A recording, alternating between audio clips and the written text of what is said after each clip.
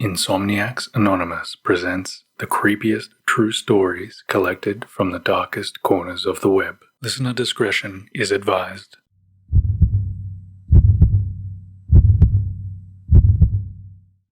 Bunny Man. My dad and I went hiking a few days ago. My dad is a waterfall fanatic, and he wants to see as many as possible. So, he and I are hiking along a very pretty trail. We're hiking along a river. It's flowing nicely. There's mountains all around us. The trail is weaving around big, beautiful boulders. I'm hiking at most 30 feet ahead of him, looking for a spot to stop and have a sit-down picnic lunch. As I rounded a blind curve in the trail, I just freeze. Sitting on a stump, maybe 10 feet off to the right side of the trail, is a guy. He's wearing one of those colourful Baja hoodies, with a hood pulled up, and a half mask with rabbit ears. He sees me and stands right up just as my dad rounds the corner. We're all three sizing each other up in silence, and my dad addresses him. "What's up, buddy?" The masked man tips his head as if he was deciding what to do with us, then says back, "Not much. You aren't the guys I'm waiting for. Have a good day." Then he turns and jogs off quickly into the woods. Strapped on his lower back was a large hunting knife, and he had a pistol on his hip. We lost sight of him pretty quickly. We hadn't seen a single soul on the trail all day, and we'd been hiking for almost 3 hours. Needless to say, we left the waterfall for another day and quickly turned around. Once we were off the trail, we reported it to the local forest service and the police, but they said they couldn't do much aside from keep an eye out for any suspicious activity. The masked guy didn't even have a backpack or water or anything, which makes me think he likely had a stash somewhere or was maybe camping nearby and waiting. I hate to admit it, but I desperately want to go back and ask the guy who he was waiting for and why.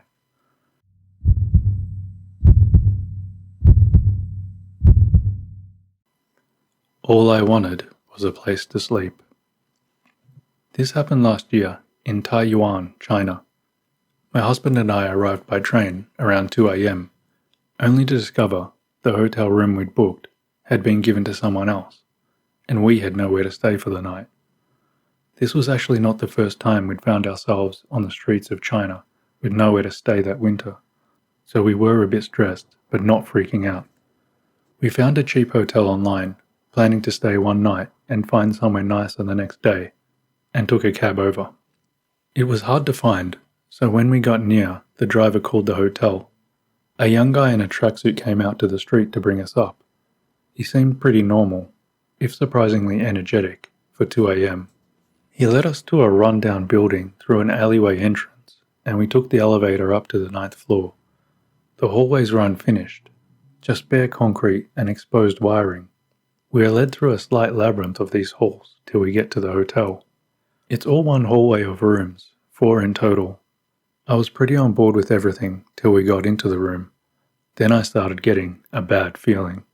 I thought I was just being prissy at first, because my primary problem was that there was no sink, just a bed, and a glassed-off room with a squat toilet and a shower. This is normal at lower-end hotels in China, but I haven't been to one with no sink. Then I noticed there was a small window by the bed leading into the hallway with no covering on it. Then, while the guy was harassing my husband to try and wrangle more than the agreed price out of him, I noticed there wasn't even a proper lock on the door. I was really not feeling it at this point. My gut was telling me we should go. My husband wanted to stay.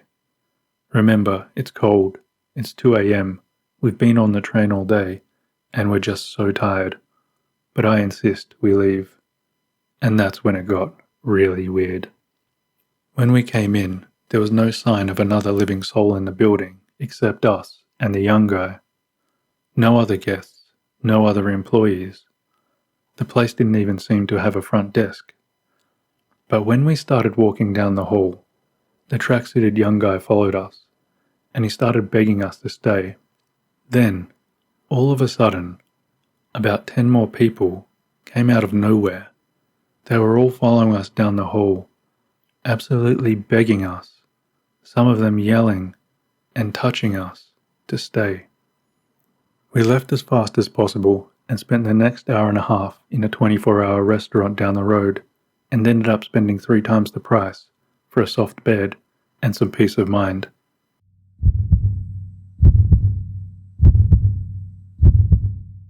I should have realized something was off. When I was in high school, I was good friends with a girl called Emma. Emma was kind of quiet and shy, but always there if you needed her. When I finished high school, I lost touch with Emma, as what happens to a lot of friendships after school. 2 years later in college, I started dating a guy called Ben, and Ben's best friend Gary was Emma's boyfriend. After discovering we all knew each other, we started to hang out again. One of the nights we planned to all hang out in Gary's house, have a few drinks, and play a few games. Myself and Ben showed up at about 8 p.m. to Gary's house, and Gary said Emma should be over soon. That was fine. We opened our beers and started drinking. It was nearly 9 p.m, and Emma still wasn't there, so we decided to call her. Emma answered and apologized for being late. She said she just finished getting ready and should be there soon. At 9:30 there was still no sign of Emma, so we called again. This time her younger brother picked up the phone. Her brother was 15 years old at the time and told us Emma was not feeling well and was in the bathroom. Gary was worried. He asked if he could head over and check on her, but her brother was adamant that he was looking after Emma and she would be alright, and to enjoy our night.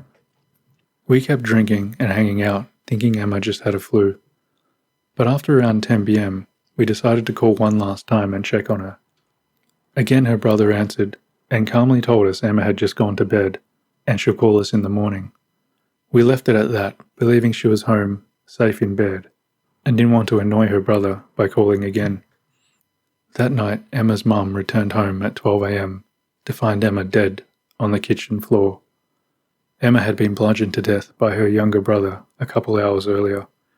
We later found out when Emma was leaving to come to us, she and her brother got into a fight about something rather ridiculous, and he beat her with a baseball bat and stabbed her 51 times. Since her brother was a minor, he was not going to be sent to prison. Instead, he pleaded guilt by insanity and was sent to an institution.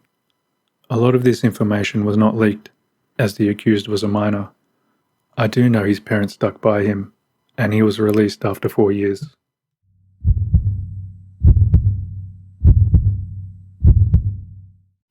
She had a fake baby. I was around 12 or 13 when this happened. I grew up in a small town, technically a village, about an hour and a half away from a big city in the US. On summer days, my best friend and I would also venture around our woodsy neighborhood and do typical kid things. I had a little sister who was around 7 or 8 at the time, and my friend also had a little sister around the same age. My friend's name was Sarah, my little sister Sammy, and my friend's little sister Alex. We would occasionally let them tag along on our adventures. One of our favorite things to do was walk to another of our neighbor's house. We'll call them the Smiths and use their trampoline. It was in our neighborhood, but the houses are pretty spread out with a dense forest in between. We'd set off towards their place, but it was about a 20 to 30 minute walk, longer on the way back because we had to go uphill. One day Sarah and I decided to let Sammy and Alex come to the trampoline with us. We played on it for an hour or two and decided we were thirsty or hungry, one of the two, and decided to head back to Sarah and Alex's house for snacks. We were almost back to their house, but the last stretch before the house was the longest amount of isolated road with a creek flowing by and no houses lining the road, just dense forest. As soon as we cleared this area, we would be right on top of their house. As we're almost through the wooded part and we can see their house up ahead, a woman with short black hair and sunglasses is walking her baby in its stroller. She was walking towards us and would pass us soon. I didn't recognize her as someone who lived in the neighborhood, and I knew everyone, but lots of people from surrounding neighbors take walks here because of the woods. She passes by us normally, but right after she says, "Oh hey kids, I'm a little lost. What road is this?" None of us were very alarmed. The neighborhood is windy and can be confusing. And also, she was a lady with a baby, not some creepy man. We told her the name of the road, and she told us she was really lost and needed to get home to take care of her baby. She then asked if we could escort her to her house because she didn't think she'd be able to find it, even with directions. Sarah agreed to help, but I felt really uncomfortable and was told never to talk to strangers, even women. I told the lady none of us could help because Sarah's dad was expecting us home soon. Sarah gave me a weird look, but I think she caught on because she said, "Oh yeah, we can't actually help, sorry." At this point I wasn't really freaked, but I knew I shouldn't be helping strangers to their house. I went to step in front of the younger two. They were trailing behind us, and I wanted to give them a nudge forward so we could start walking. I stepped closer to the lady in my efforts, and could then see into her stroller. That's when my heart sank. The baby was fake. It was a doll.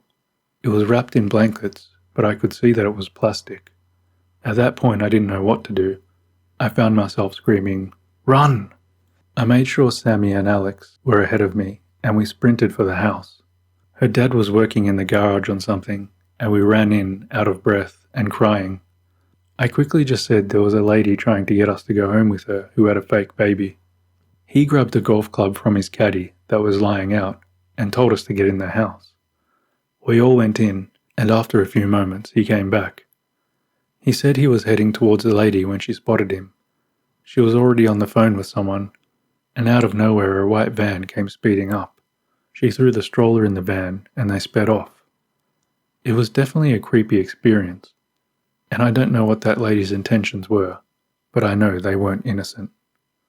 This truly scared the hell out of us kids. We didn't wander around the neighborhood nearly as much after, and when we did, we were always looking over our shoulder.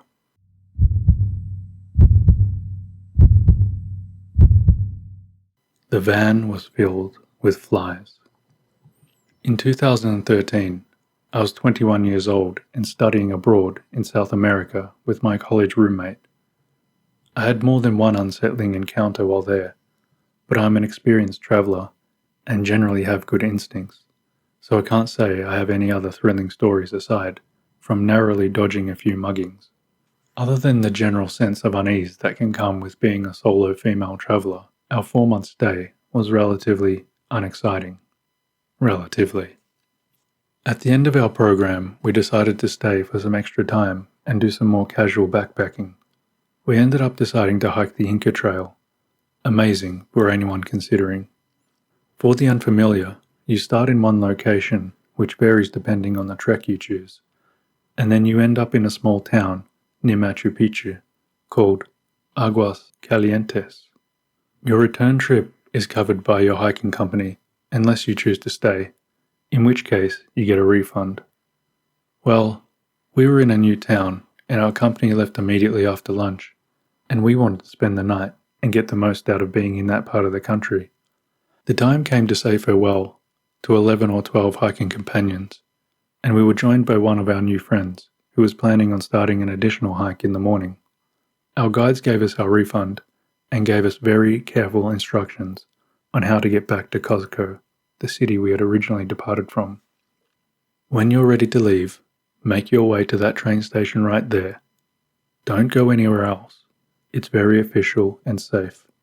Once you get to the last stop, go to the official bus station and it will bring you back to Cuzco. We understood, thanked them, and parted ways.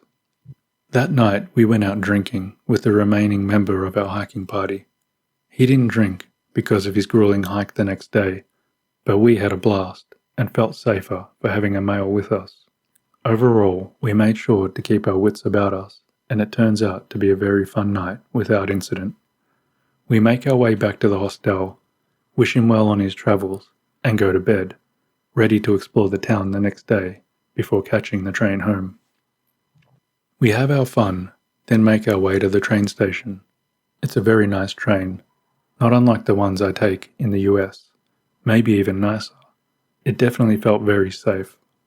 The train pulls into the final station, and we begin trying to locate the bus station. We ask a gentleman who clearly works at the stop, and he points and tells us to walk about half a mile in that direction, and we won't be able to miss it. We thank him and continue.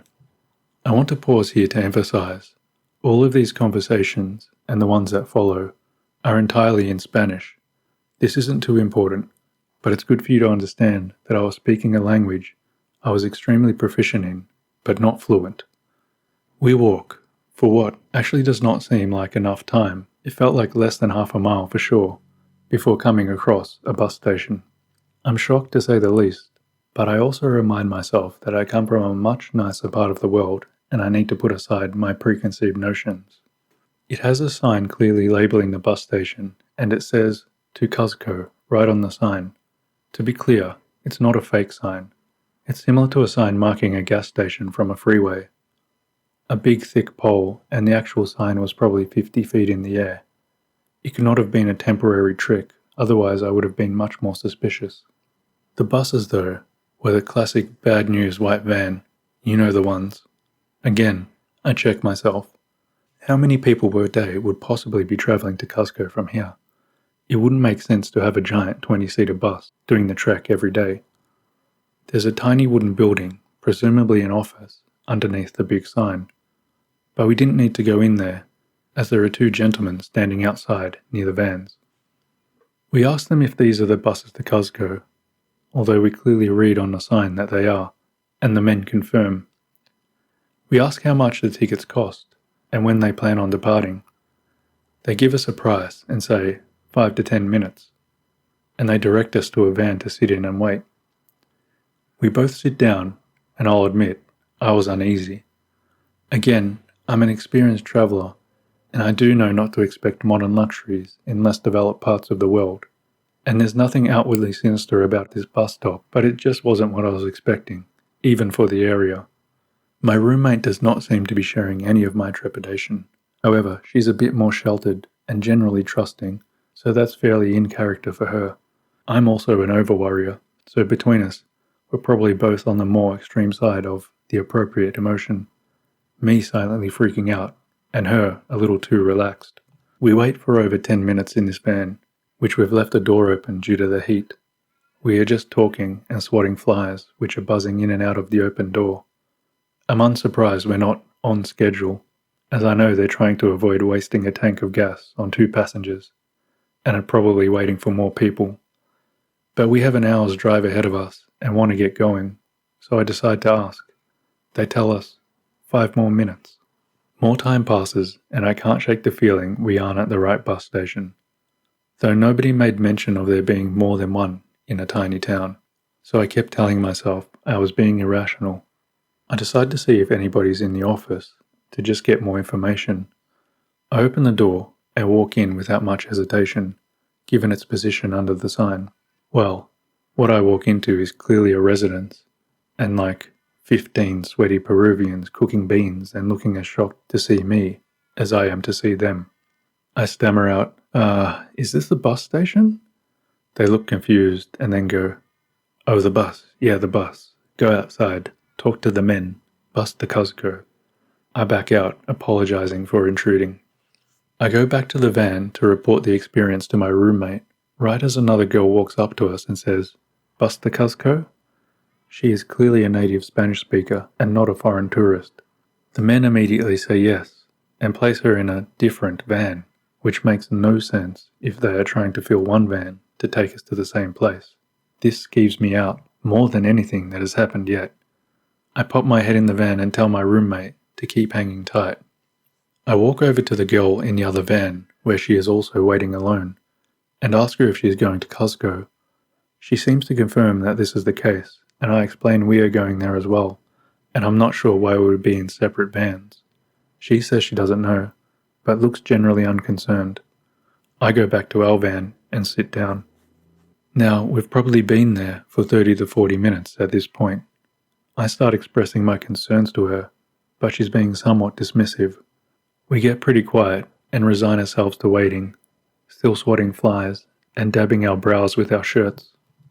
I'm now sitting quietly, with my mind going wild with possibilities, and extremely suspicious something is wrong, but also conceding there's nothing too concrete justifying my level of concern. At this point now I'm picturing some ploy to abduct foreigners, or generally being murdered. It's not a good feeling. The flies are driving me absolutely mad at this point, and I've now decided They're probably hovering around the car because somebody was murdered in there and the blood wasn't cleaned well enough. At this point, I'm just torturing myself. The train of thought continues, and I look up.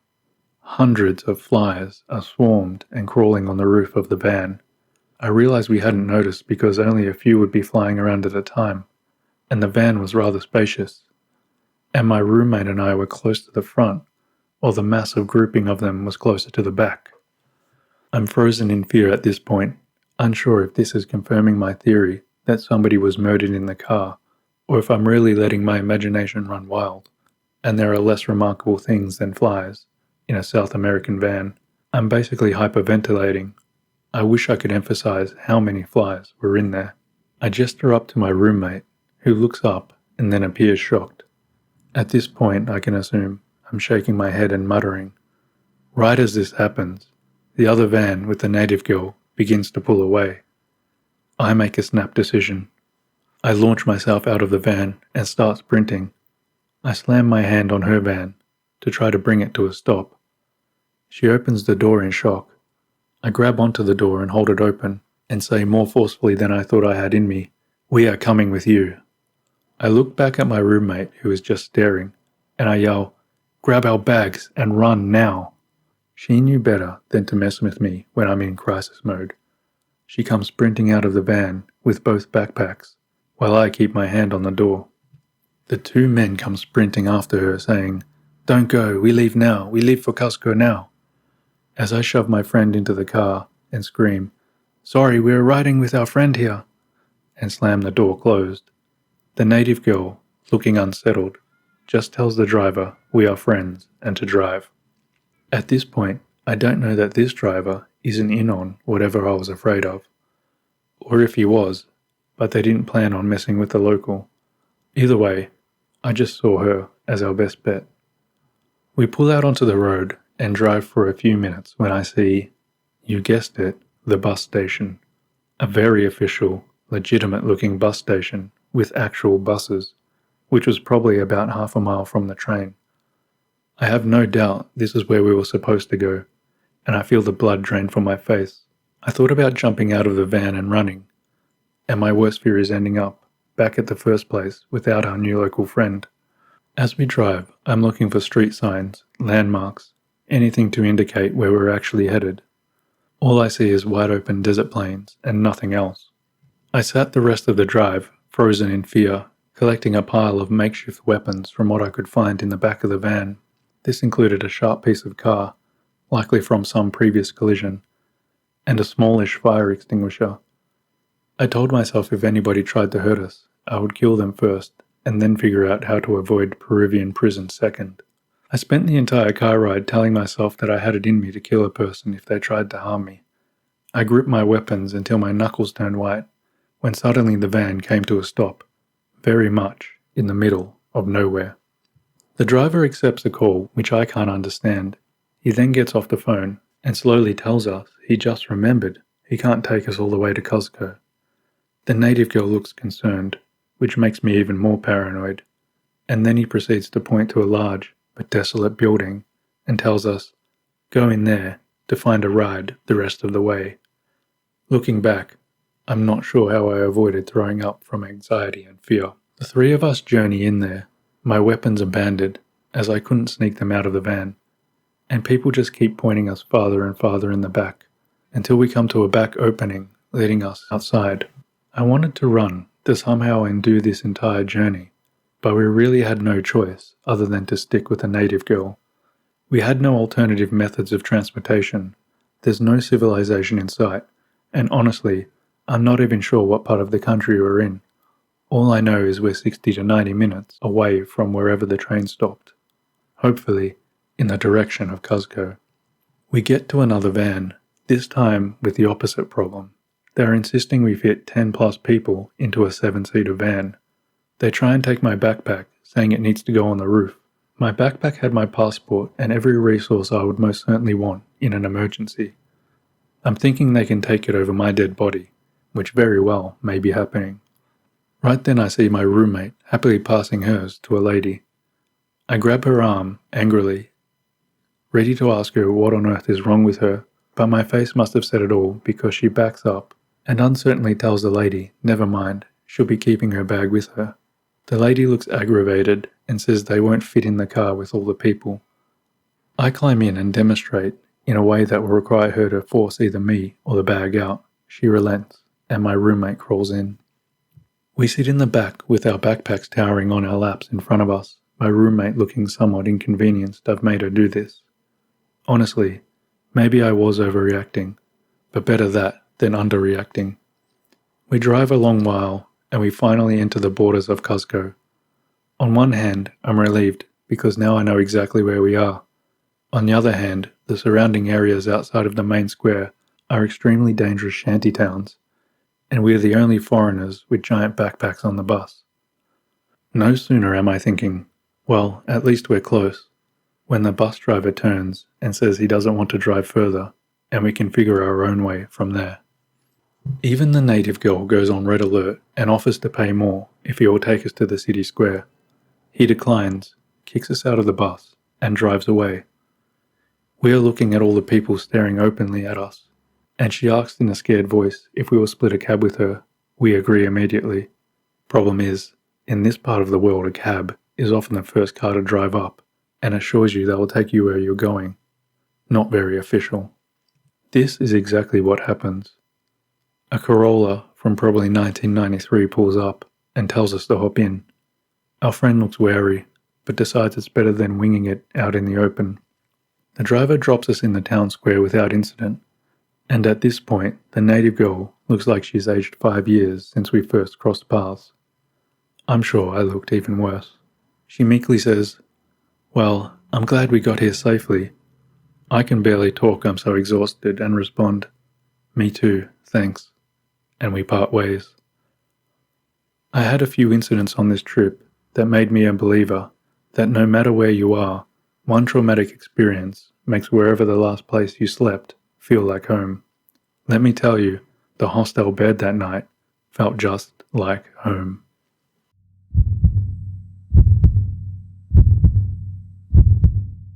Well, that's it for this episode. I look forward to your company next time.